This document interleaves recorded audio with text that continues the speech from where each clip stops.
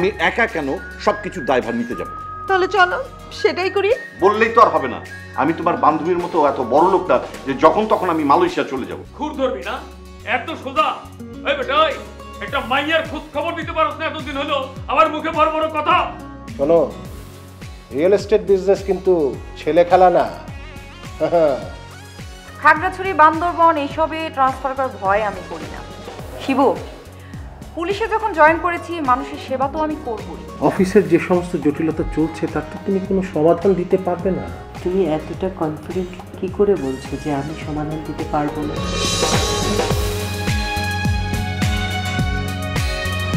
Madam, আপনি আমাকে ডেকেছিলেন? হ্যাঁ, আপনাকে আমি যে ফাইলগুলো দিয়েছি স্টাডি করার জন্য, আপনি করেছেন? জি ম্যাডাম, গতকাল রাত জেগে প্রায় সবগুলোই। ওয়েট, টু দ্য পয়েন্টে কথা বলবেন মিস্টার। আপনি রাত জেগে করেছেন নাকি দিন জেগে করেছেন সেটা আমার পয়েন্ট না। Sorry madam. আপনাকে সেদিন আমি একটা ফাইল দিয়েছিলাম, সেই ফাইলের সঙ্গে আরও দুটো ফাইল এক্সট্রা দিয়েছিলাম। আপনি নিশ্চয়ই সেটা দেখেন। এবার ওই দুইটা ফাইল নিয়েও কিন্তু স্টাডি করবেন, আর করে আমাকে জানাবেন, ঠিক আছে? জি, আমি কালই আপনাকে জানাচ্ছি ম্যাডাম। কেন? আজকে কি করবেন? এই অফিসে জয়েন করেছেন নিশ্চয়ই ঘুমানোর জন্য না? না ম্যাম, তা তো অবশ্যই না। আমি আসলে বলতে চেয়েছি। আপনি কি বলতে চেয়েছেন সেটা ফ্যাক্ট না। ফ্যাক্ট হলো আমি যে নির্দেশনা দিয়েছি সেই নির্দেশনা অনুযায়ী তৎক্ষণাৎ কাজটা করা। Yes madam. দেখেন অর্ক সাহেব, আমি কিন্তু বলেছি আমি আপনাকে 1 মাস অবজারভেশনে রাখবো।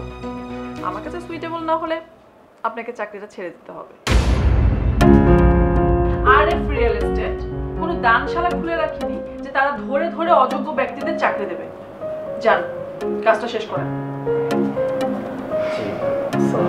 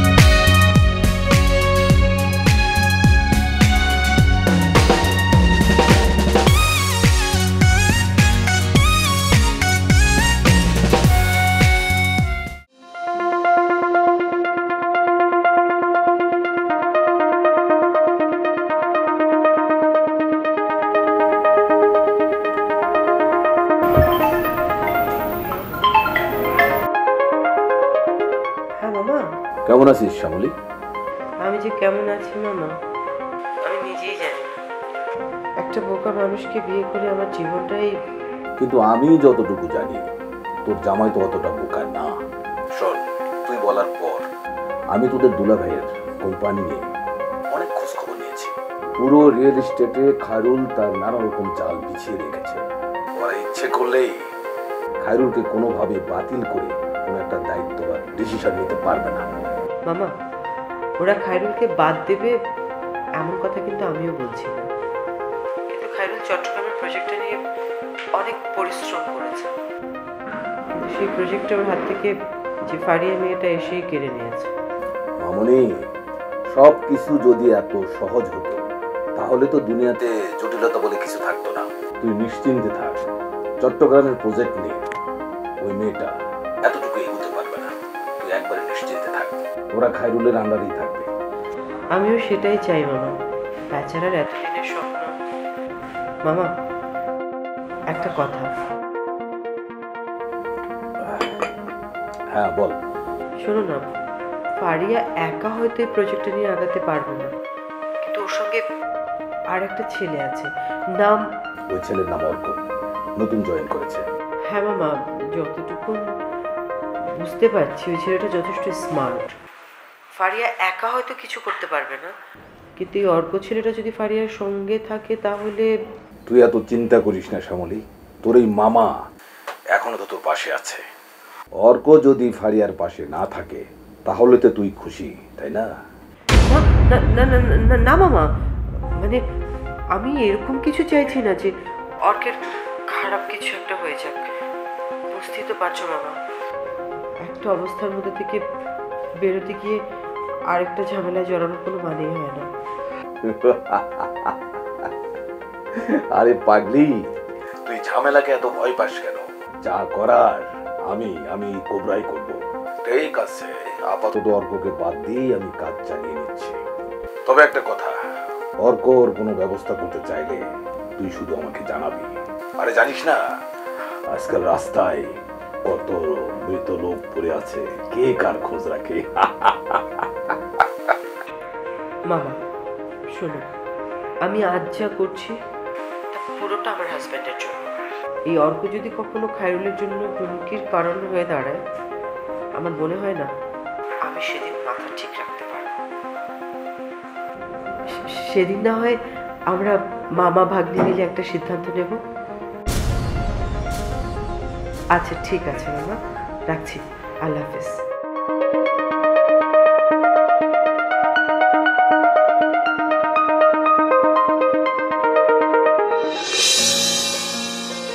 Excuse me mister Arko. জি ম্যাডাম। আচ্ছা, আরএফ রিয়েল এস্টেটে কাজ করতে কি আপনার কোনো প্রবলেম হচ্ছে? জি না ম্যাডাম, কিসের প্রবলেম? আপনি হয়তো বলেননি, কিন্তু পাপা তো সেটাই ধরে নিয়েছে। দেখুন, বেসিক্যালি আমি আসলে ইন্ট্রোভার্ট টাইপের মানুষ, সবার সাথে সহজে মিশে যেতে পারি না। আর যদি সে অধস্তন কর্মচারী হয়ে থাকে তাহলে তো আরও নয়। আমি চাই না পাপা আমাকে কোনো কারণে ভুল বুঝুক, আর আপনি হচ্ছেন আমার পাপার এমপ্লয়ি। সো আপনার যদি কোনো প্রকার প্রবলেম হয়ে থাকে আপনি কিন্তু আমাকে ইনফর্ম করবেন। জি madam. You have to inform me, okay? মনে থাকে জানো।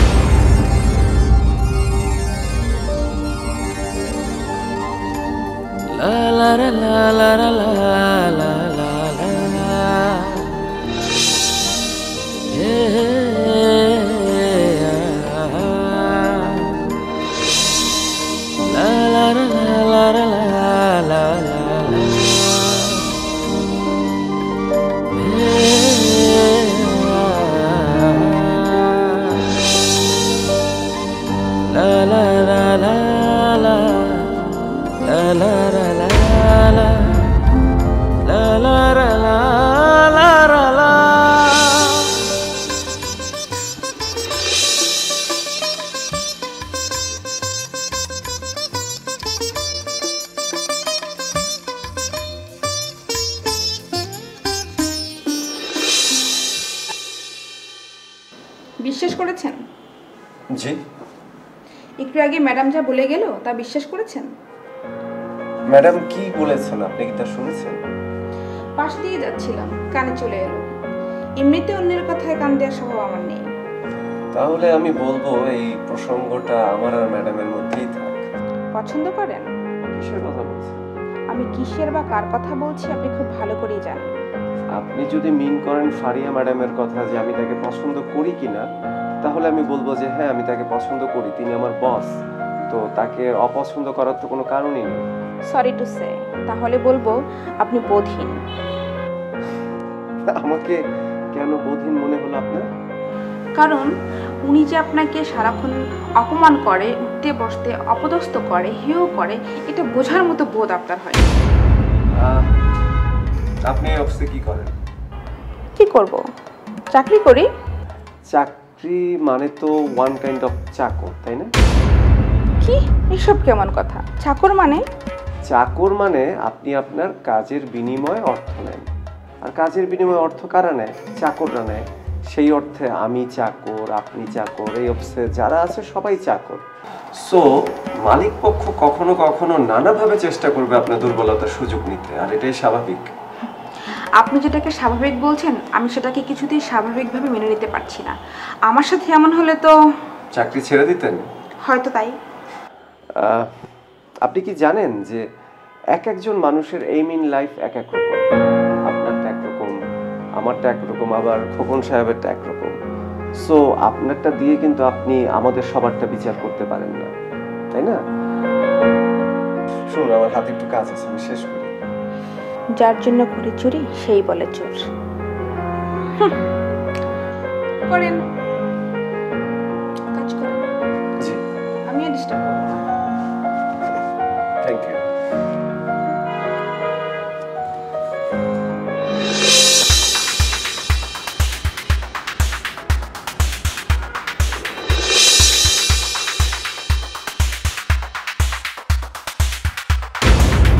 কিরে, তুই এখানে? গাড়িতে করে এলে? চাকরি করতে করতে বড় হয়ে গেল? আরে না, ওটা তো বসের গাড়ি। রেজাউল সাহেব? না, তার মেয়ে ফারিয়া। ফারিয়া? ফারিয়া এসে তোমাকে পৌঁছে দিয়ে গেল? আরে বড় লোকদের মনে কখন কি ধরে বোঝা মুশকিল, বুঝছিস? আয়। শোনো, কি বলবি বল। আরে বল না, টায়ার্ড লাগছে। কিছু না, তুমি যাও, আমি আসছি। ওকে।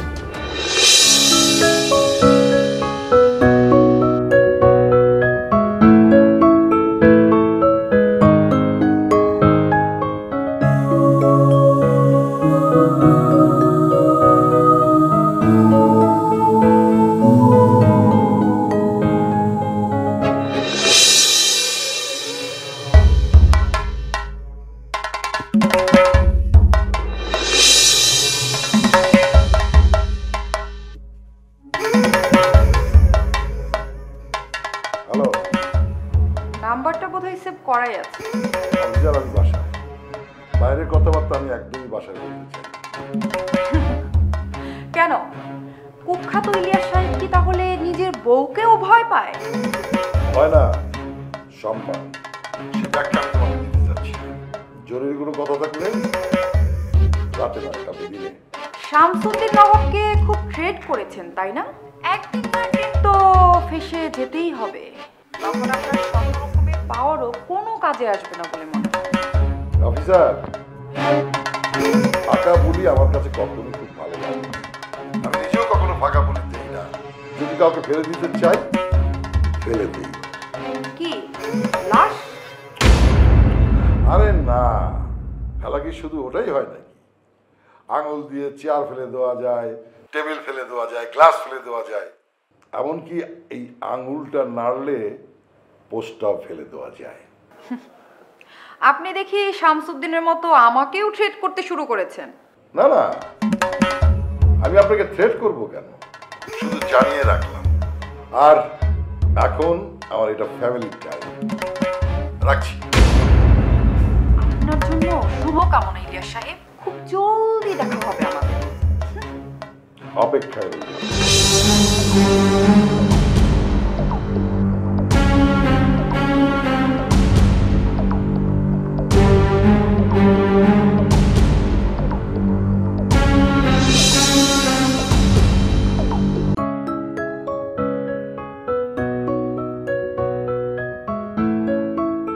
কি রে,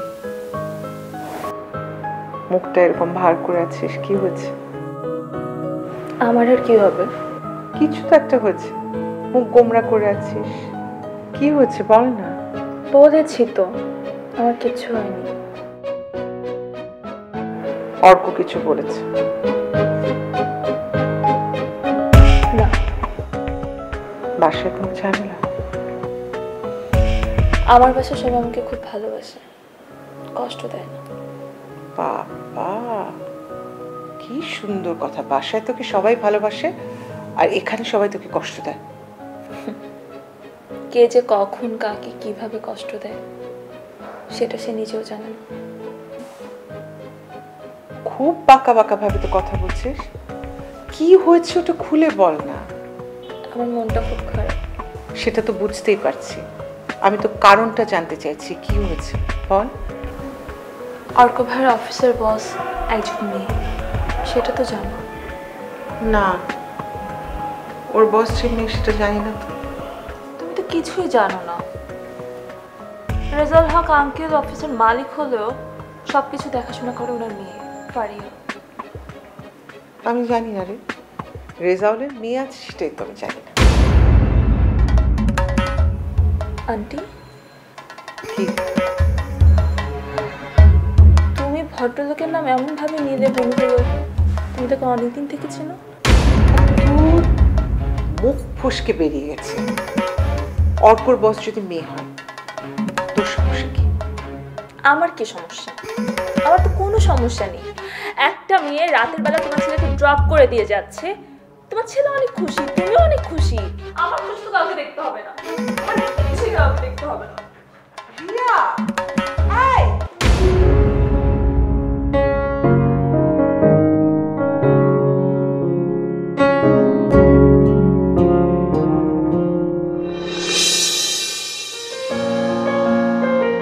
কবিতা পড়া প্রহর এসেছে রাতে নিজনে, কবিতা পড়া প্রহর এসেছে রাতে নিজনে, জোনাকি আলো নেভে আর জলে শালমহুয়ার বনে।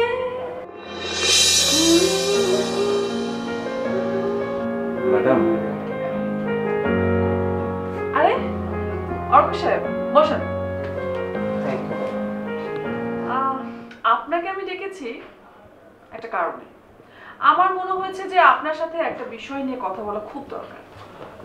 কোন প্রজেক্টটা নিয়ে বলেন তো ম্যাডাম? আচ্ছা অর্ক সাহেব, আপনি এতটা রোবোটিক কেন বলেন তো? আপনার সাথে প্রজেক্টের বাইরে কি আমি অন্য কোনো আলাপ করতে পারি না? সরি ম্যাডাম, আমি আসলে ভেবেছিলাম। বাদ দেন।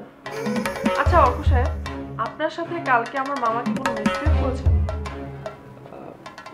না না, উনি তো আসলে সেভাবে কিছু। হ্যাঁ কি না? দেখেন অর্ক সাহেব, আপনি কেমন মানুষ এটা এই কদিন আমি খুব ভালো করে বুঝে গেছি। আপনার সাথে যদি কেউ অন্যায় করে সেই অন্যায় সহ্য করে আপনি চুপচাপ চলে আসেন। ঠিক বলেছি না? দেখুন ম্যাডাম, আমি তো আসলে এখানে চাকরি করতে এসেছি। নিজের কাজগুলো গুছিয়ে করতে পারার মধ্যেই আমার আনন্দ। তাই বলে কেউ বিনা কারণে আপনার সাথে অন্যায় করলেও আপনি চুপ করে থাকবেন অর্ক সাহেব? ম্যাডাম, আসলে ব্যাপারটা তেমন কিছু না। কাল আপনার মামা একটু অন্য অবস্থায় ছিলেন। অন্য অবস্থায় কি বলছেন? বলেন ড্রাঙ্ক ছিল। ছি, অফিসে বসে এই রকম কাজ করার সাহসটা মামাকে কে দিয়েছে? আর তারপরেও আমি তাকে কিচ্ছু বলতাম না। কিন্তু আপনার সাথে যে কাজটা করেছে, আপনার সঙ্গে মিসবিহেভ করে, সে খুব খারাপ কাজ করেছে। এটা আমি কখনো মানতে পারবো না অর্ক সাহেব। কাল উনি উত্তেজিত ছিলেন, উনি কি বলতে কি বলে ফেলেছেন উনি নিজেও জানেন। আপনি আমাকে ব্যাপারটা তখনই কেন জানাননি অর্ক সাহেব? ব্যাপারটা জানানোর মতো গুরুত্বপূর্ণ ছিল না। আপনাকে এই অফিসে জবটা দিয়েছে কে? ম্যাডাম, আপনি খুব ভালো করেই জানেন কে জবটা দিয়েছে। আপনার বাবা দিয়েছে। আর আপনি এখন কার আন্ডারে কাজ করছেন? আপনার আন্ডারে। সুতরাং আপনাকে যদি কেউ কিছু বলতে পারে সেটা আমি এবং আমার বাবা ছাড়া আর কেউ না। আপনি আমার মামার কোনো কথা শুনতে পাচ্ছেন। কি বোঝাতে চেয়েছি বুঝেছেন? জি ম্যাডাম, আপনি যা বলেছেন আমি সেটা খুব ভালো করেই বুঝতে পেরেছি। কিন্তু আপনার মামাও কিন্তু এই অফিসের একজন বস। সেটা আমি অস্বীকার করছি না, কিন্তু মামা যেটা করেছে সেটা কিন্তু অন্যায়। ম্যাডাম, আমার মনে হয় যে আমরা এসব কথা বাদ দিয়ে কাজে মনোযোগী হই। অর্ক সাহেব, আপনি ঠিক বলেছেন, আমিও সেটাই করতে চাই। আমাদের এখন কাজে মনোযোগ দেওয়া উচিত। দেখেন ম্যাডাম, আমরা সবাই মানুষ, আর আমাদের ভুল হওয়াটাই স্বাভাবিক। আপনি না আসলে একটু অবাক করা মানুষ। আপনার মতো মানুষ আমি খুব কম দেখেছি। ম্যাডাম, আমার যখন চাকরি ছিল না তখন কত কত মানুষের যে কত কত নোংরা ব্যবহার আমি সহ্য করেছি, সেসবের কাছে তো এসব কিছুই না ম্যাডাম। অর্ক সাহেব, আমি একদিন আপনার সাথে আপনার বাসায় যেতে চাই, আমাকে নিয়ে যাবেন? আরে কি বলেন ম্যাডাম, আমি অবশ্যই নিয়ে যাব। আন্টি কিছু মনে করবে না তো? মা কি মনে করবে? আপনি আমার অফিসের বস, আপনি আমার বাসায় যেতেই পারেন। আপনি কবে যাবেন বলেন তো? হ্যাঁ, একদম বিচলিত হবেন না। যেহেতু আপনি আমাকে বলেছেন যে আপনি আপনার বাড়িতে আমাকে নিয়ে যাবেন, একদিন সময় করে ঠিক যাব। তার আগে আমরা প্ল্যান করে নিই আসলে আমাদের প্রজেক্টগুলো নিয়ে আমরা কিভাবে কাজ করব। নানান ঝামেলার কারণে এমনিতে সবকিছু পিছিয়ে গেছে। এদিকে পাপা যদি দেশে ফিরে আসে আমাদেরকে কিন্তু কাজগুলো বুঝিয়ে দিতে হবে। জি ম্যাডাম, আপনি ঠিক বলেছেন। তার আগে কিন্তু আমাকে একটা কথা দিতে হবে আপনার। মামা যদি আর কোনোদিন আপনার সাথে কোনো মিসবিহেভ করে আপনি আমাকে কথাটা জানাবেন। ফারিয়ার সঙ্গে অর্কর সম্পর্কটা কেমন? আপনি তো জানেন ম্যাডাম খুব বদরাগী মানুষ। উনি স্টাফদের সাথে খুব বেশি একটা ভালো ব্যবহার করে না। একদম শেষ মুহূর্তে এসে চিটাঙের প্রজেক্টটা তুই নিয়ে বসলি, আর উত্তরার প্রজেক্টগুলো বসালি ওই অর্ক ছেলেটাকে। আচ্ছা আমাকে বলতো আসলে এই অর্ক ছেলেটাকে? একেবারে ভুলে গেছি। তা তো যাবেই, সারাক্ষণ নিজের চিন্তা করা ছাড়া আর কি তোমার কাজ ইলিয়াস? ওরে বাবারে, এসব কেন আমার উপর চাপিয়ে দিচ্ছ? তোর আর ভালো মন্দ দেখার জন্য তুমি নিজেই তো যথেষ্ট।